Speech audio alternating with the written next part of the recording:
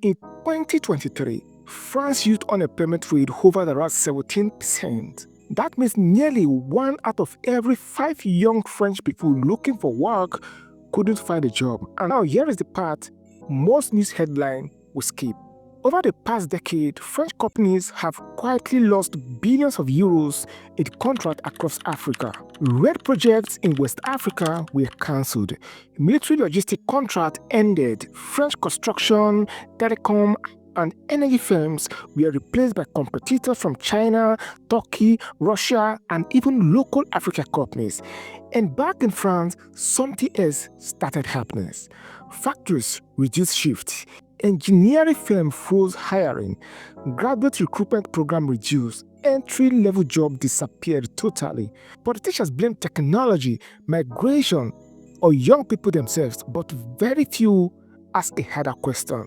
And that question is, what happened inside France when its overseas economic footprint collapsed? This story matters to Africa because for decades, African market helps support European jobs, and it matters globally because it shows how economic power doesn't vanish quietly, it moves, and someone always pays the price.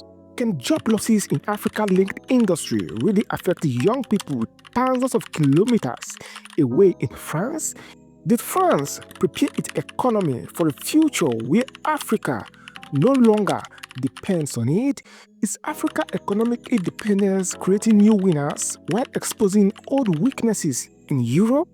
Before we begin, if you like stories about Africa economy analyzed from the perspective of an African, not Western media, feel free to hit the subscription button and give this video a like because it costs you absolutely nothing to do so. For a long time, Africa played a quiet but important role in the French job market, especially for young people. This is rarely discussed in Europe and almost never explained clearly in African media. Between the early 1990s and the mid-2010s, French companies built a large part of their overseas business around Africa. French construction giants like Vinci handled airports, bridges, and highways. Bolo, on the other hand, controlled ports and logistic corridors from Dakar and Douala. Total Energy invested heavily in oil and gas and fuel distribution. Orange expanded telecom network across West and Central Africa. These companies made billions of euros annually in turnover. What many people don't realize in France is where the jobs were created. While Africa labor handled on-site work, a significant share of employment stayed inside France. In 2012, a report by France Ministry of Economy estimated that over 250,000 French jobs were directly or indirectly tied to African economic activities.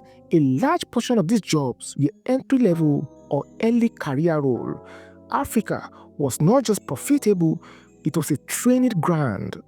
In 2008, youth unemployment in France stood at about 18%. By 2015, it rose above 24% after the Eurozone crisis. African project helped soften the blow on France. While domestic industry slowed in France, overseas contracts kept the graduate recruitment program alive in France. Many young French workers were employed indirectly without even realizing Africa was part of the equation. Now compare that past with today. France's share of Africa trade has fallen sharply. In 2000, France controlled nearly 10% of Africa's total trade. By 2023, that figure dropped below 5%.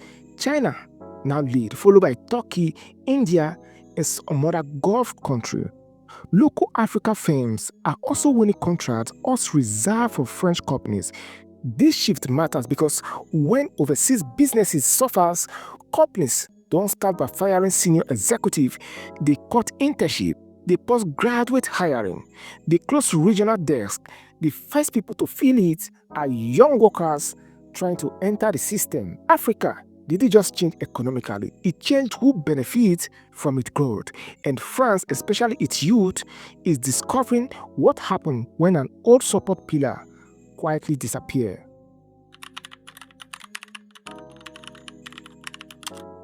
When French companies began losing ground in Africa, the impact did not show up overnight in France's unemployment numbers. It arrived slowly through hiring freezes, restructuring plans, and temporary adjustments that became permanent. In the early 2010, French firms dominated major African transport projects. By the late 2010, that dominance has reduced already. China Railway Construction Corporation replaced French contractors on rail projects in Nigeria and Kenya. Turkish firms entered airport construction in West Africa. Morocco and Senegalese companies began winning regional road and port contracts in Africa. Each lost contract meant few tasks routed back to France. Engineering offices reduced workload, overseas project division merged or shut down totally. Graduate recruitment link to Africa-focused department declined quickly. In 2019, Aston confirmed a reduction in overseas project team after losing key transport contracts in Africa. The same year, Bono Logistics began restructuring as Africa government pushed back against monopoly control of ports. In 2022, Bono sold the African logistics business entirely. And the decades of dominance in Africa, thousands of jobs tied to Africa operations were affected. Many of them were based in France. Now connect this to youth unemployment. In France, young workers are overrepresented in temporary contracts and junior roles. When companies cut costs, these positions are the easiest to eliminate. Compare France with Germany. Germany firms have a smaller footprint in Africa, but stronger industrial demand at home. Germany youth unemployment rate in 2023 stood around 6% compared to France, which was over 16%. One reason for this is that Germany relies less on overseas post-colonial market and more on domestic manufacturing chains. France's model was different. It depended heavily on external market, especially Africa, to absorb young talents. When Africa diversified away from France, the model cracked. Meanwhile, African countries didn't collapse. After French firms exited, Senegal port operation continued under new management. Mali and Burkina Faso also replaced French contractors with regional and non-Western partners. Africa adjusted, France struggled. Who benefited from this, you may ask? New foreign competitors and African firms gained contracts. African government gained leverage as well. Who lost, you might ask? Of course, you know the answer. Young fresh graduates who expected global careers that no longer existed were the ones that lost. This is not about blame. It is about structure. An economy that outsources opportunity abroad must be ready for the day that opportunity moves elsewhere. France was not ready, and its youth are paying the price today. By the early 2020s, Africa's economic relationship with France had changed fundamentally. This wasn't about politics or military presence. It was about business confidence, risk calculation, and long-term planning. African governments began asking tougher questions. Why were profits leaving the continent? Why were contracts concentrated among a few foreign firms? Why were local companies excluded from value chain? These questions led to policy changes, new procurement rules, and diversified partnership. Instead of preparing young workers for a more competitive global economy, many fresh firms assumed old relationships would continue. By 2025, France's youth unemployment remained above 15%. It shows that young people are being left behind during economic transitions. Africa youth unemployment is higher in absolute numbers, but the trend is quite different. In countries like Rwanda, Senegal, and Côte, local entrepreneurship and regional trade are growing. Young Africans are not waiting for European firms to employ them, they are creating alternatives even with limited resources. This contrast challenges a common belief. Europe is not automatically stable, and Africa is not automatically dependent. France's loss of Africa business exposed a weakness.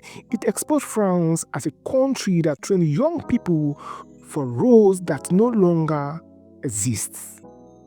Meanwhile, Africa gained something else, and that is choice. Africa gained the choice of partners, choice of terms, and choice of direction. The era where African market quietly absorb Europe's youth unemployment is ending, and that reality forces a rethink, not just for France, but how the world understands Africa's role in global economy. Africa is no longer a backup plan for others. It is building its own future, and the ripple effects are being felt far beyond the continent.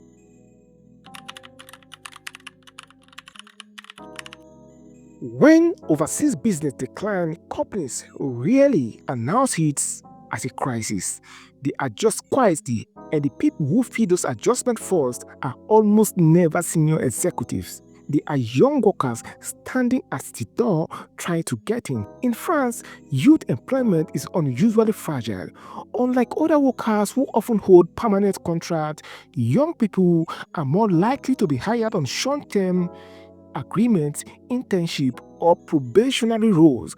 According to France Labor Office, nearly 60% of workers under 24 are employed on temporary contracts. When Africa contracts slow or disappeared, companies did not immediately fire staff. Instead, they stopped recruiting. Universities kept producing graduate trained for international businesses, but the job they were trained for were no longer existed in the same numbers. French business schools reported that placement into Africa-focused roles had dropped by more than 40% compared to a decade earlier. Now, compare France with countries that adjusted earlier. Netherlands and Denmark reduced reliance on post-colonial market decade ago and invested heavily in domestic innovation and sector. France, by contrast, kept training young people for an external economic model that was already weakening. Africa's economic change didn't cause this problem, it only revealed it.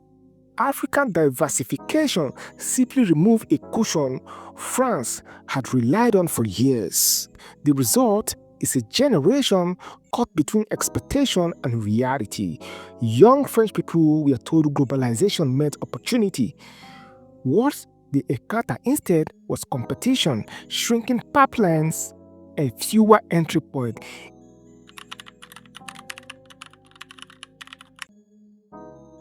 One of the strongest myths in global economic is that African economies would struggle without European involvement. But the last 10 years tells a different story entirely. As French companies lost influence, African government didn't pause development. Infrastructure projects continued. Energy demand grew. Digital services expanded. The difference was not whether projects happened, but who controlled them. After French dominance declined, port operations in West Africa did not shut down. They were transferred. In Senegal, port efficiency improved after restructuring. In Côte, new operators invested in modernization. In East Africa, non-European contractors delivered rail and road projects faster, often at lower costs. Telecommunication followed a similar pattern. While Orange remained present, competition increased. It challenged a long-held assumption in Europe. The assumption that African growth depended on French expertise. In reality, African growth depended on access to capital, technology, and fair terms. As alternatives appeared, dependency weakened and disappeared. Africa gained negotiating power, government could choose partners, local firms gained subcontracting opportunities. Not only that, skills stayed on the continent. France, meanwhile, lost guaranteed market. Its firms now had to compete on equal footing, and competition is unforgiving. For young French workers, this shift meant fewer automatic pathways into international careers. But for young Africans, it meant something else. It meant the chance to participate more directly in their own economies. While French debated unemployment statistics, Africa cities saw rising startup activity. Regional trade agreements like the Africa Continental Free Trade Area.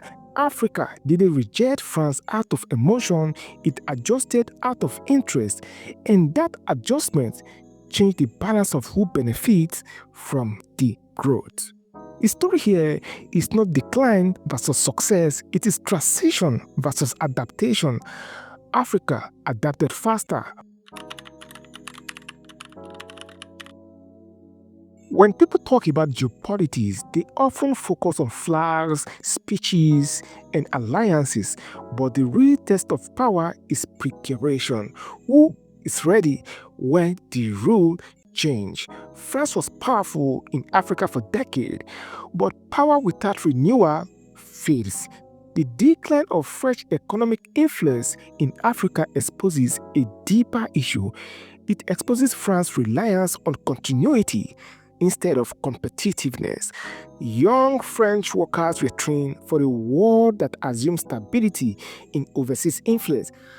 Africa partners were planning for a world that assumed choice. This difference in mindset matters a whole lot. One side prepared for competition, the other expected loyalty. By the time France began rethinking its Africa strategy, the ground had already shifted. Trust had moved already. For French youth, this meant entering a job market where international roles were scarcer and domestic industry were not expanding fast enough to absorb them. Youth unemployment remained high not because young people lacked skill, but because the economy lacked alignments. Africa, on the other hand, began internalizing value.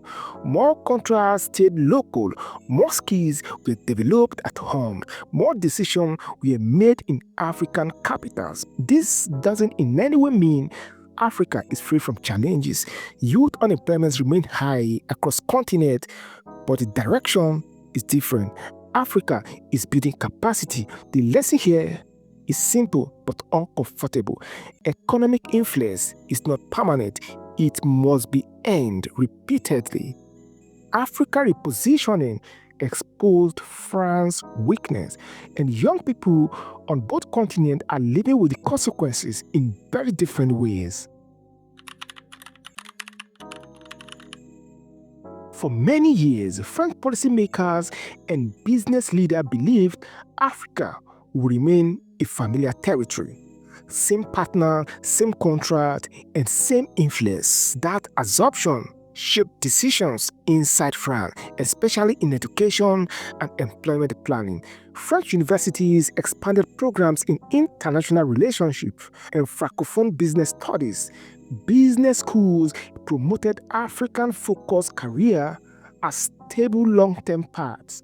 Thousands of young people invested time and money preparing for roles tied to African market, but Africa was changing faster than France expected.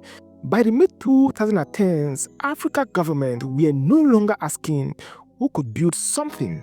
Instead, they were asking who could transfer skills, who could share ownership, and who could respect local priorities.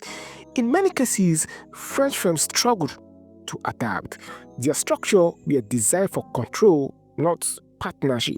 Chinese companies bundled construction with infrastructure loans. Local Africa firms pushed for inclusion. France's traditional advantage, which was their long presence, became less valuable than adaptability.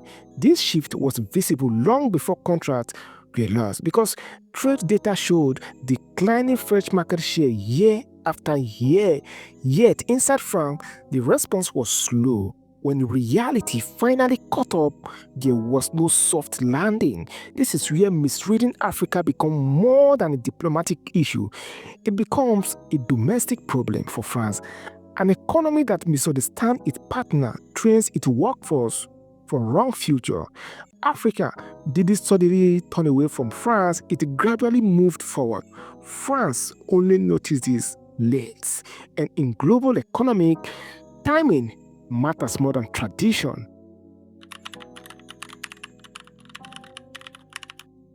One of the biggest myths in economic discussion is this: that people assume what happened abroad stays abroad. But the France-Africa story proves otherwise. When overseas revenue decline, companies don't isolate the damage, they spread it. By 2023, youth unemployment was more than double the national average. This wasn't because young people suddenly became less capable, it was because the economic ladder lost its bottom rungs. Africa Link roles used to provide those rungs. They were entry point. Without them, young workers faced a crowded domestic market with fewer openings. Now, compare this with countries that never relied heavily on overseas influence. The youth employment system were built internally. This explains why job losses abroad can shape life at home. Globalization connects labor market invisibly. Africa's economic independence did not destroy French jobs, but it removed a buffer France never replaced. Africa is not responsible for France's unemployment. Understanding this helps avoid the wrong conclusion. Let's return to Africa. As French influence declined, African countries gained room to maneuver. That room didn't automatically solve unemployment or inequality, but it changed who controlled decisions. Local firms began competing seriously, regional trade increased, government renegotiated terms. Africa Continental Free Trade Area encouraged internal markets rather than exports-only growth. Young Africa still faced enormous challenges, but they are no longer waiting for Europe to employ them at scale. They are navigating a more complex competitive environment, one where Africa is not a side player. The idea that Africa must fit into someone else's economic model is fading, and redistribution of power always feels uncomfortable to those who expected permanence.